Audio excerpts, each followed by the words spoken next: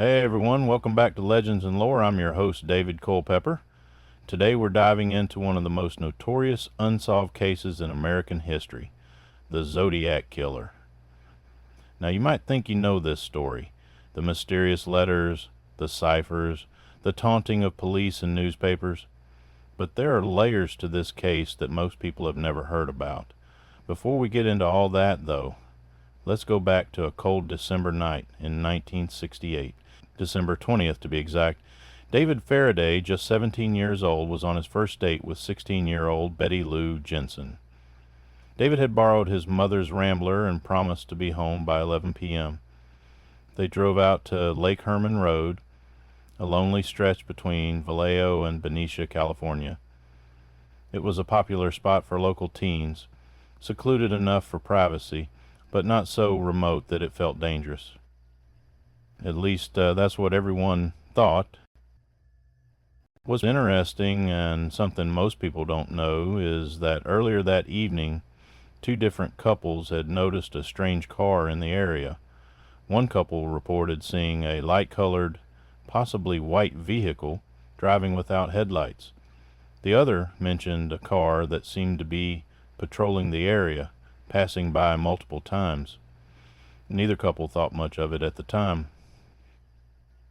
Around 11:10 p.m., another car pulled up alongside David's Rambler. What happened next would mark the beginning of a terror spree that would grip California and capture the nation's attention for decades to come. The killer approached their car, and in a matter of moments, both teenagers' lives were tragically cut short. David was found outside the passenger side, killed by a single shot to the head. Betty Lou, she had tried to run. Her body was found 28 feet from the car, struck by 5 bullets in the back. Here's something most documentaries don't mention. The police initially thought this was a random act of violence, maybe a robbery gone wrong. But the killer had left something behind, something that wouldn't make sense until months later. The shell casings at the scene came from more than one type of ammunition, suggesting the killer had actually reloaded during the attack. This wasn't a crime of passion or opportunity. This was methodical, planned, and this was just the beginning.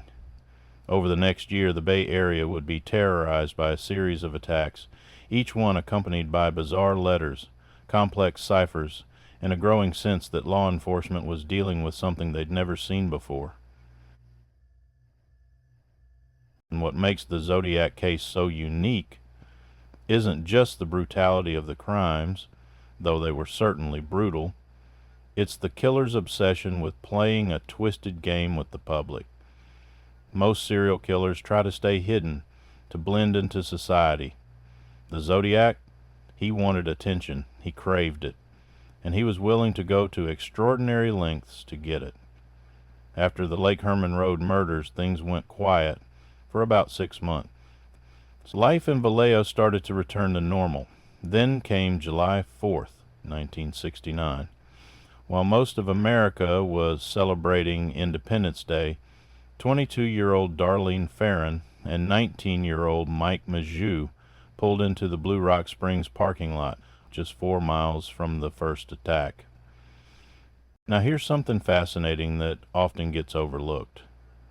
Darlene might have known her killer. In the months before her murder, she told friends that someone had been following her. She had even pointed out a man to her sisters at the restaurant where she worked as a waitress, saying he'd been watching her. But like so many details in this case, we may never know if this was connected to what happened that night. Around midnight, a car pulled up beside them, much like what happened at Lake Herman Road. The car left, then returned 10 minutes later. The killer approached with a bright flashlight, temporarily blinding them. Then he opened fire. Darlene was hit several times and died almost immediately.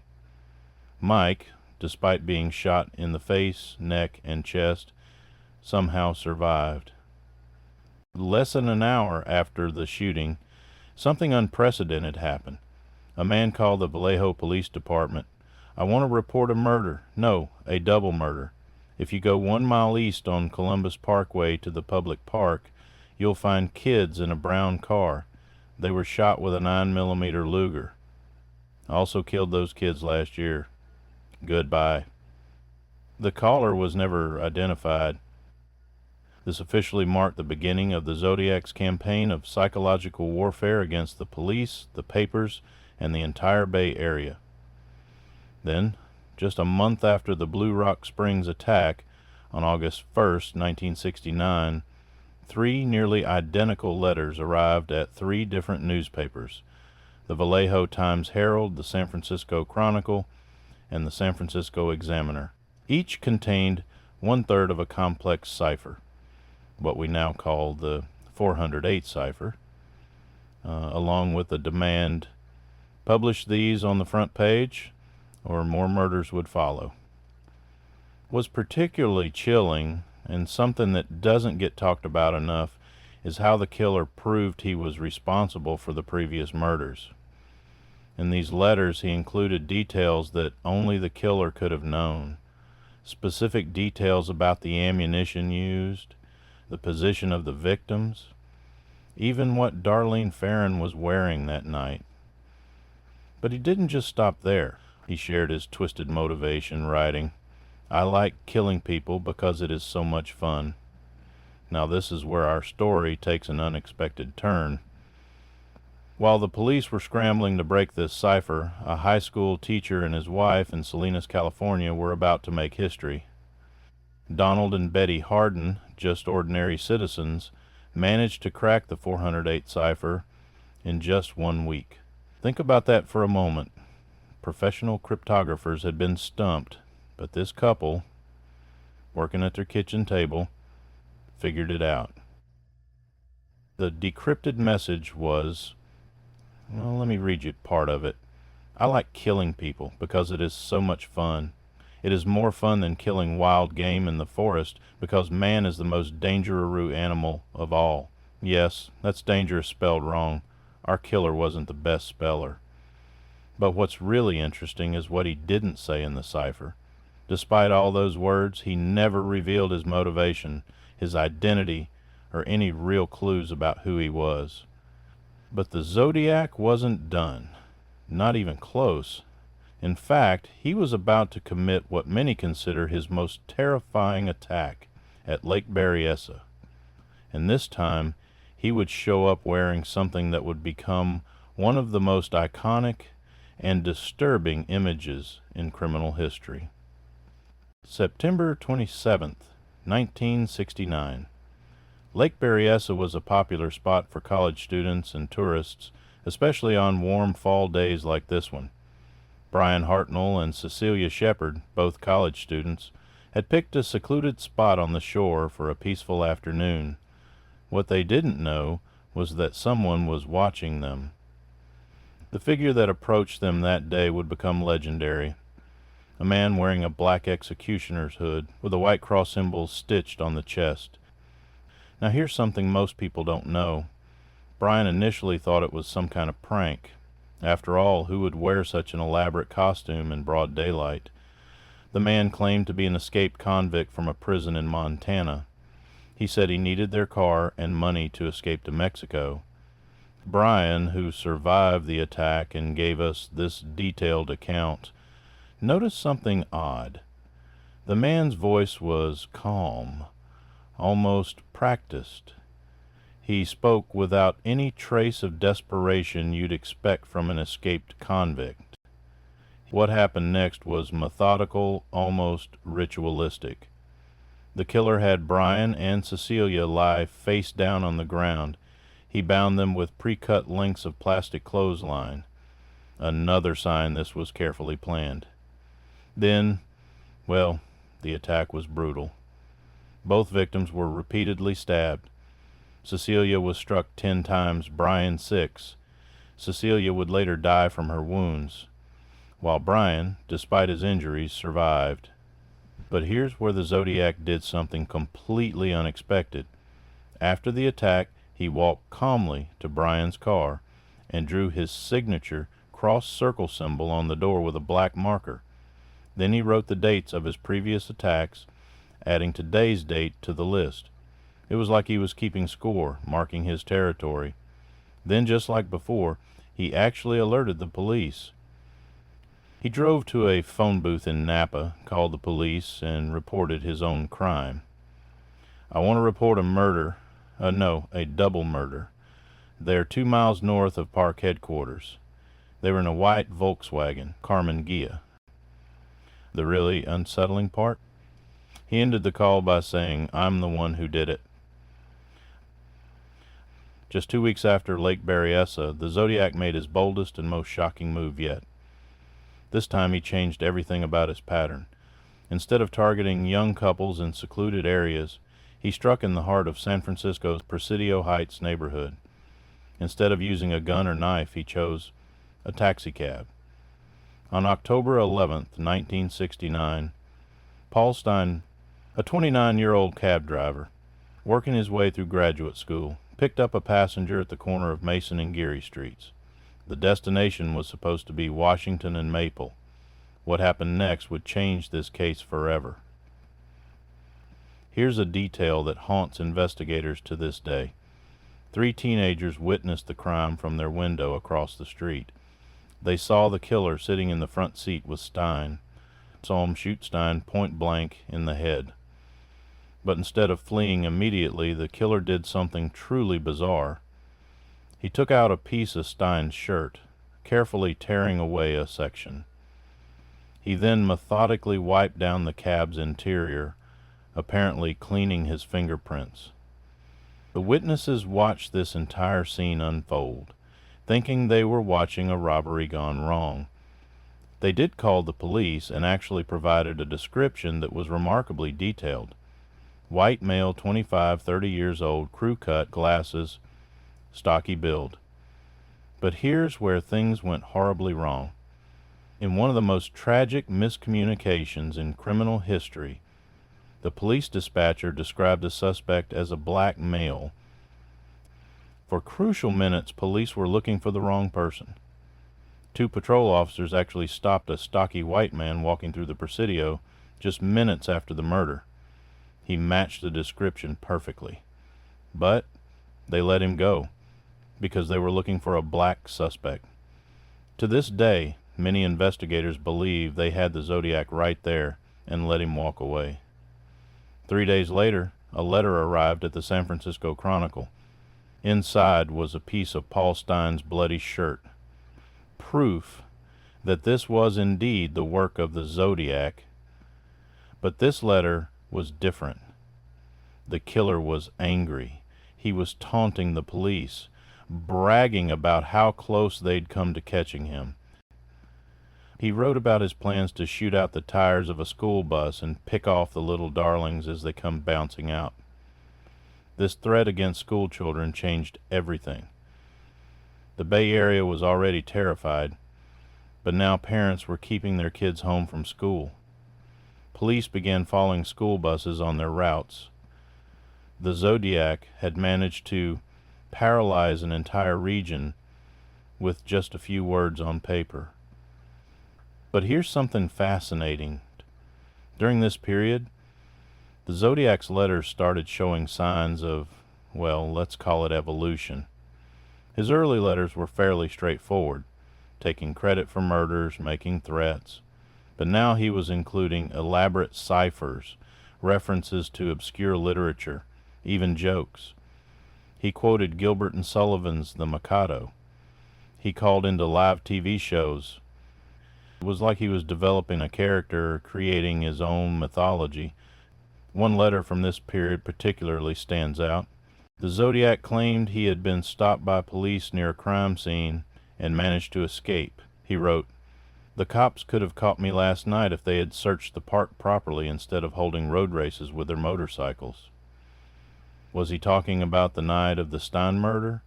Was this just another taunt? Or was he trying to tell us something more?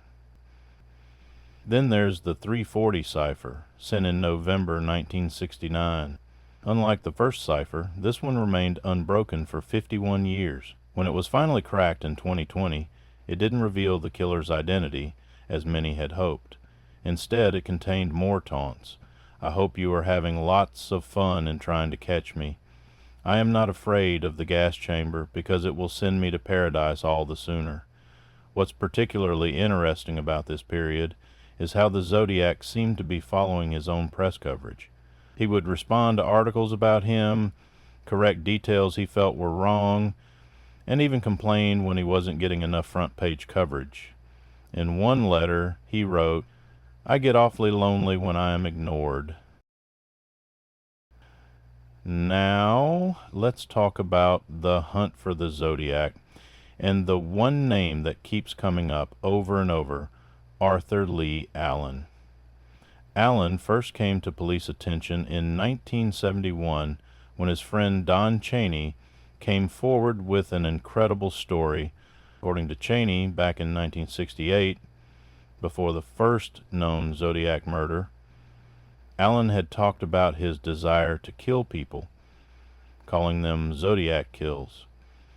He allegedly described wanting to shoot couples in their cars, attach flashlights to guns, and even wrote stories about an insane man who hunted people for sport. Pretty damning stuff, right? But here's where it gets really interesting. Allen had been fired as a elementary school teacher for sexual misconduct. He was a watch enthusiast. Remember, the Zodiac wore a Zodiac brand watch. He lived in Vallejo when the first murders occurred. He was absent from family gatherings on the dates of known Zodiac attacks. He even had the same type and size of military boots that left prints at Lake Berryessa. Now get this, Allen owned the same type of typewriter that may have been used for the Zodiac letters. When police searched his trailer, they found explosives, bomb-making materials, and even a manifesto describing fantasies of killing people. Plus, and this is something that doesn't get mentioned enough, he was left-handed, just like the Zodiac was believed to be, based on handwriting analysis. But, and this is a big but, the evidence against Allen was all circumstantial. His DNA didn't match partial DNA found on the stamps of the Zodiac letters. His fingerprints didn't match those found on the Stein taxi. Even his handwriting didn't match the Zodiac's, though some argue he could have disguised it. Here's something really unsettling, though. When police interviewed Allen, he said, "I'm not the Zodiac, but if I was, I certainly wouldn't tell you." But he did wear a Zodiac watch to his police interview. It's like he was playing with them, enjoying the attention. But Allen wasn't the only suspect. There was Lawrence Kane, who, one of the surviving victims, Darlene Ferrin's sister, and even another witness identified. Rick Marshall, a film industry professional who some believe had the technical knowledge to create the ciphers. Ross Sullivan, a librarian who was an expert in codes and suffered from mental illness. Even the Unabomber Ted Kaczynski was briefly considered. Lawrence Kane is particularly interesting because he keeps showing up in witness statements. Remember Darlene Ferrin, the victim at Blue Rock Springs? Her sister insists she saw Kane following Darlene several times before her murder. Even more intriguing, Kathleen Johns, who may have been another Zodiac victim, identified Kane as the man who abducted her and her infant daughter in March 1970. Now, something most people don't know about Kane, he suffered a brain injury in a 1962 car accident that reportedly changed his personality. Medical records show damage to the part of his brain responsible for controlling urges and behavior. He lived in the Lake Tahoe area, where the Zodiac claimed to have taken victims that were never found. And get this, handwriting experts noted some interesting similarities between Kane's writing and the Zodiac's. Then there's Rick Marshall. Marshall worked as a film industry professional, which is significant because the Zodiac's letters often contained references to obscure films and showed knowledge of film techniques. He was also a Navy veteran with code training, which could explain the ciphers. What really got investigators' attention was that Marshall had a bitter hatred for couples, especially young couples showing affection in public. Now, Ross Sullivan is a fascinating suspect that doesn't get enough attention. He worked at the Riverside City College Library when Cherry Joe Bates was murdered there in 1966, a murder some believe was the Zodiac's first kill, though it was never officially confirmed. Sullivan was brilliant with codes and ciphers, wrote poetry about murder and mutilation, and had a military background. His own family members believed he could have been the Zodiac. Here's something really unsettling. Sullivan's co-workers said he would sometimes come to work in different clothes than he left in, with no explanation. He suffered from schizophrenia and would have episodes where he'd disappear for days at a time. The timing of these disappearances allegedly matched with some of the Zodiac's attacks. If I were a betting man, and I'm not, of course, this would be my guy. And finally, one of the lesser known but compelling suspects was Earl Van Best Jr. He was suggested as the Zodiac by his own son in a controversial book. What makes him interesting is that his criminal record shows a pattern of targeting young women, and he had extensive knowledge of codes from his work as a rare book dealer. Plus, there's an eerie resemblance between Van Best and the police sketch from the Stein murder. And this brings us to one of the most frustrating aspects of the Zodiac case. Why, with all these promising suspects and mountains of evidence, haven't we been able to definitively identify the killer? The answer lies in what I call the perfect storm of imperfection. Let me explain. First, we're dealing with crimes that occurred in the late 1960s, before DNA testing, before computerized databases, before modern forensic techniques. The evidence collected back then wasn't handled with the same care we use today because no one knew these methods would eventually exist.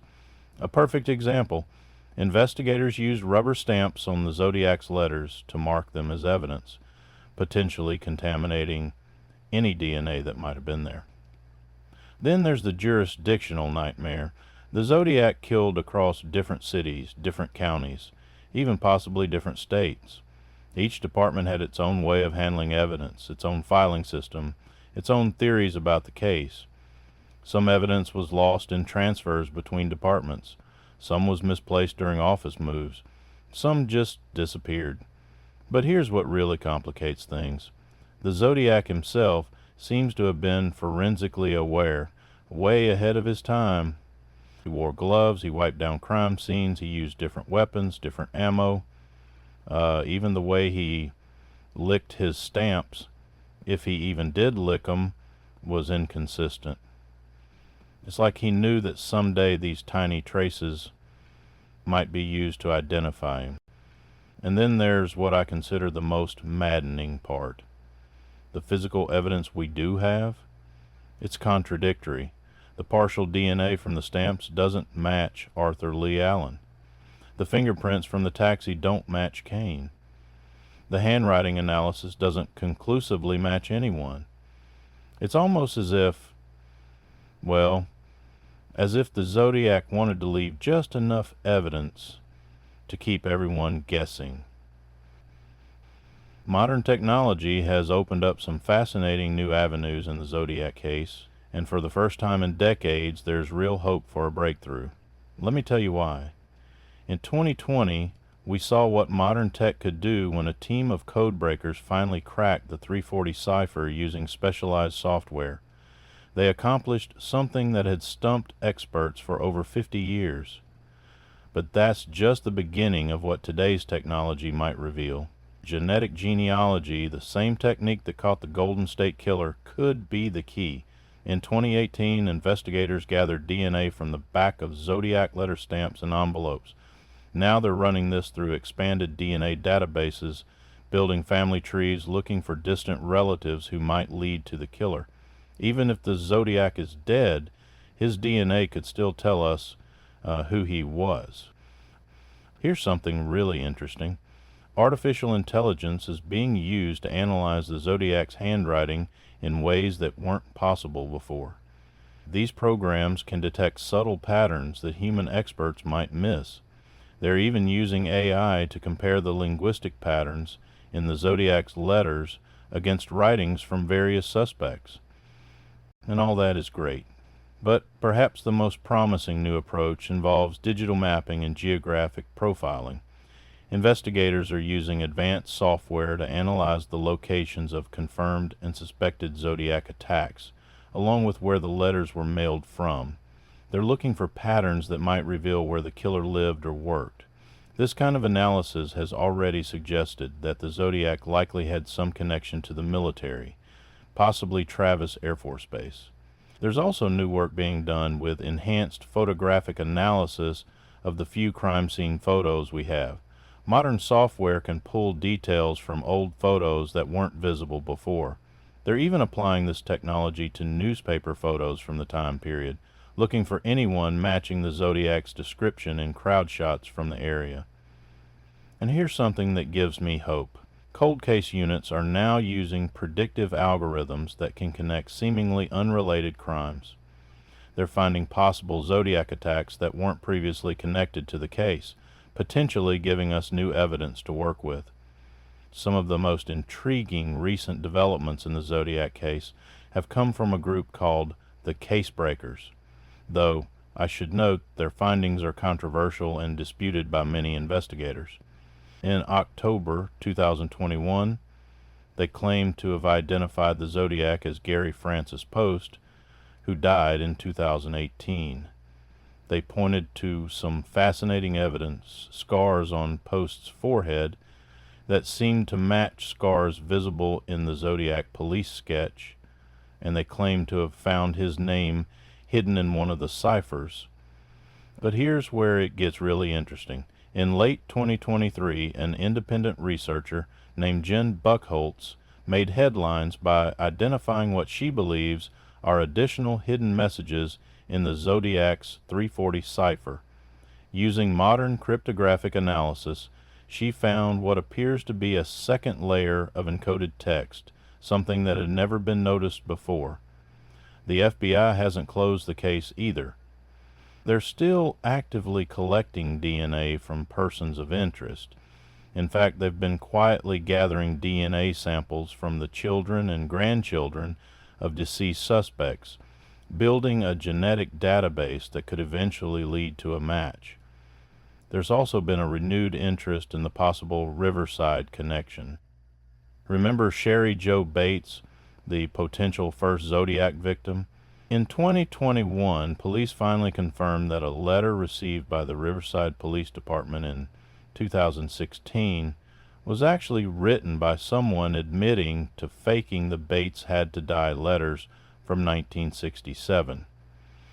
This has forced investigators to completely reevaluate the connection between the Bates murder and the Zodiac. What's particularly fascinating is that cold case investigators are now looking at a series of unsolved murders along the California coast from the mid-1970s. These killings stopped around the same time the Zodiac's letters ceased. They're using modern criminal profiling techniques to determine if these could be later Zodiac crimes where he changed his MO. Even after more than half a century, the Zodiac case continues to grip our imagination in a way few other unsolved cases do. And I think I know why. First, there's the psychological game the Zodiac played. Unlike other serial killers who operated in shadows, the Zodiac wanted an audience. He wasn't just killing, he was performing. Through his letters, his ciphers, his costume at Lake Berryessa, he was creating a character, almost like a twisted supervillain. He wasn't just committing crimes, he was telling a story, and in a dark way he made the public part of that story. Then there's the cipher aspect. Those coded messages tap into something deep in human nature, our need to solve puzzles, to find meaning in chaos. Every time someone cracks one of his codes, like with the 340 cipher in 2020, it feels like we're getting closer to the truth. It gives us hope that maybe, just maybe, the final piece of the puzzle is still out there waiting to be found. But I think what really keeps this case alive in our collective imagination is what I call the coffee shop theory effect. Everyone who learns about this case feels like they could solve it. The evidence seems so tantalizingly close. The witnesses who saw him, the letters he wrote, the phone calls he made. It feels like the answer must be right there in front of us if we could just look at it from the right angle. And maybe that's exactly what the Zodiac wanted. Maybe his greatest success wasn't the murders or the ciphers, but the fact that decades later we're still here, still trying to solve his puzzle, still telling his story. In a twisted way, he achieved exactly what his letters suggested he wanted: immortality through infamy. But there's one final thing that keeps this case relevant: the possibility that it could still be solved. Unlike Jack the Ripper or other historical killers, the Zodiac case exists in that sweet spot where modern technology could still crack it. There's DNA evidence, fingerprints, handwriting samples, all waiting for the right breakthrough. Every advance in forensic science brings the possibility that tomorrow could be the day we finally learn the truth. So, how big of a cultural impact has the Zodiac Killer had? Well, the Zodiac Killer's shadow stretches far beyond the actual crimes. He's become part of our cultural DNA, influencing everything from how we tell stories to how we think about unsolved crimes. Most people know about David Fincher's 2007 film Zodiac, starring Jake Gyllenhaal and Robert Downey Jr. But what's fascinating is how that film approached the case, not as a thriller, but as a study of obsession. It showed how this case doesn't just consume the investigators, it consumes anyone who dives too deep into it. But the influence goes much deeper.